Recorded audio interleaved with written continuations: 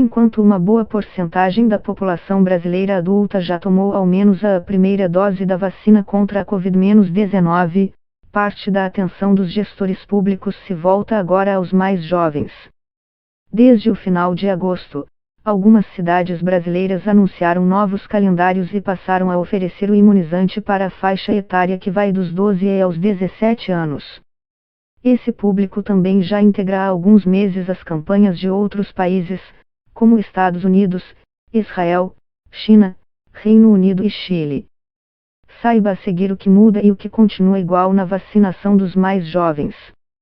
Por ora, a única vacina autorizada no Brasil para indivíduos de 12 a 18 anos é a Comirnaty, das farmacêuticas Pfizer e BioNTech.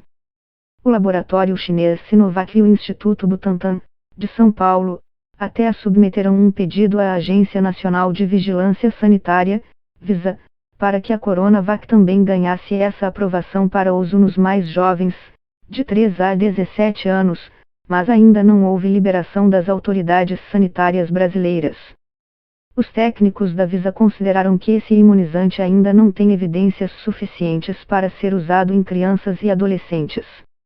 Eles requisitaram mais informações e estudos antes de realizar uma nova análise do pedido. Em outros países, como os Estados Unidos, o produto da farmacêutica Moderna também é usado nesse público, mas ele não está disponível em nosso país. Vale destacar ainda que o esquema de 2 doses da Comirnaty permanece igual para os adolescentes. O médico Renato Kfouri, diretor da Sociedade Brasileira de Imunizações, SBIM, destaca que, mesmo entre pessoas com menos de 18 anos, é preciso criar critérios e dar prioridade a alguns grupos. Os jovens com fatores de risco para Covid-19, como doenças cardíacas, diabetes e as gestantes já deveriam, inclusive, estar vacinados há algum tempo, diz. Essa política de iniciar a campanha entre os menores de 18 anos por alguns grupos, como portadores de comorbidades e grávidas, já foi adotada por cidades brasileiras, como São Paulo e Rio de Janeiro. Na sequência, o caminho natural, avalia Kfouri, é oferecer as doses aos demais adolescentes.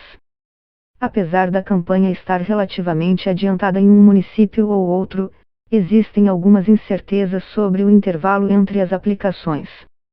Até agosto, o Ministério da Saúde preconizava uma espera de 90 dias para completar a vacinação com o produto de Pfizer e BioNTech. Mas representantes do governo federal já admitiram que esse tempo pode cair para 21 dias em breve, como, aliás, é a orientação original das fabricantes.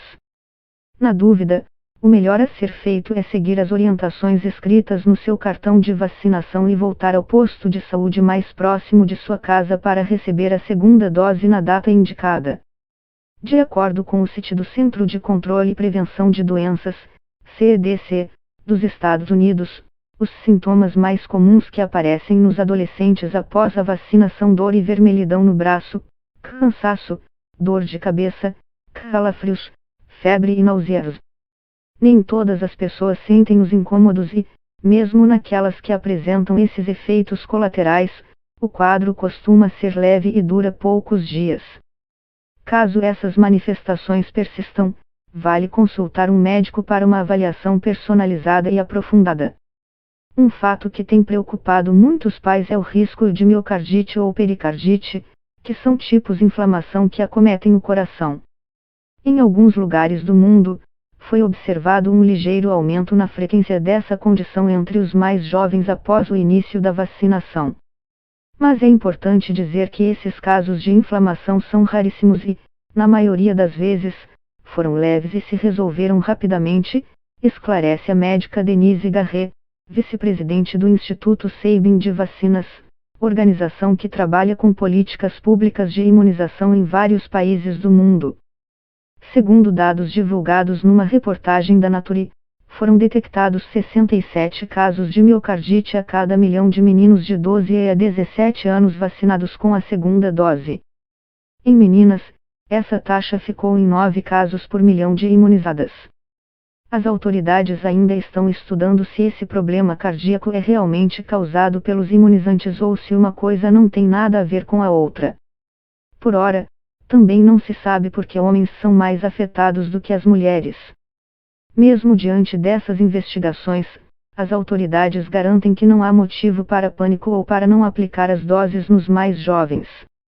Como destaca o próprio site do CDC americano, as vacinas são seguras e eficazes nessa faixa etária e seus potenciais benefícios superam, de longe, qualquer efeito colateral. Em outras palavras, o risco de ter Covid-19 e sofrer com suas complicações é bem maior do que a probabilidade de desenvolver uma inflamação cardíaca, mesmo entre os adolescentes. Para Garret, existem pelo menos 4 motivos principais que justificam a imunização da turma de 12 a 17 anos. Em primeiro lugar, por mais que a gente saiba que as crianças com Covid-19 evoluam muito melhor e se recuperem, temos algumas que ficam muito doentes e acabam hospitalizadas, pontua a especialista, que destaca o aumento de casos e internações pela doença entre os mais jovens nos últimos meses. Segundo ponto, a história desse coronavírus ainda está sendo escrita e não se sabe tudo sobre ele e as possíveis repercussões futuras à saúde. Os quadros de Covid longa, por exemplo, ainda são um grande mistério e a medicina não tem ideia de quanto tempo eles podem durar ou como vão evoluir pelos próximos anos. Terceiro, por mais que crianças e adolescentes tenham quadros menos severos de Covid-19, eles podem transmitir o vírus para contatos próximos. A vacinação, portanto, ajudaria a bloquear um pouco essa transmissão comunitária do coronavírus. Por fim, uma última razão em prol do argumento de vacinar os mais jovens é manter as escolas abertas. Nós precisamos fazer de tudo para que esse ambiente seja seguro e a educação seja retomada, completa a médica. Apesar de a imunização das idades mais tenras fazer sentido e parecer um caminho natural, os especialistas também entendem que há alguns fatores que desencorajam esse avanço no momento atual. O primeiro deles é uma eventual falta de estoque para cobrir outras demandas mais urgentes, como a garantia da segunda dose de toda a população adulta e a terceira dose nos grupos mais vulneráveis, como idosos e imunossuprimidos, portadores de HIV, recém-transplantados, pacientes em tratamento de câncer, entre outros. Não há dúvida de que a nossa meta com a vacinação agora é reduzir os casos graves, as hospitalizações e as mortes. A proteção de adolescentes deve acontecer se tivermos vacinas suficientes para cumprir os demais objetivos, entende Kfouri. Garret concorda e reforça que a palavra de ordem é priorização. Como não temos um quantitativo suficiente para cobrir toda a população, precisamos pensar em estratégias capazes de resguardar aqueles que são mais vulneráveis a Covid-19, diz. O segundo argumento que pesa contra a vacinação de adolescentes tem um componente moral e ético. Será que é justo os países mais ricos vacinarem os cidadãos mais jovens enquanto profissionais da saúde e idosos das nações mais pobres sequer receberam suas doses?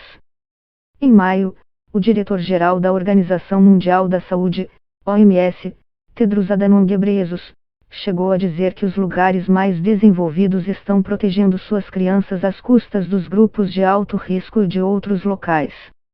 Nesse caso, assim como aconteceu com os apelos contrários à aplicação de uma terceira dose e à adoção dos passaportes da imunidade, o posicionamento da OMS e de outras instituições internacionais pouco influenciou a decisão dos países mais ricos sobre a condução das campanhas nacionais de vacinação contra a Covid-19.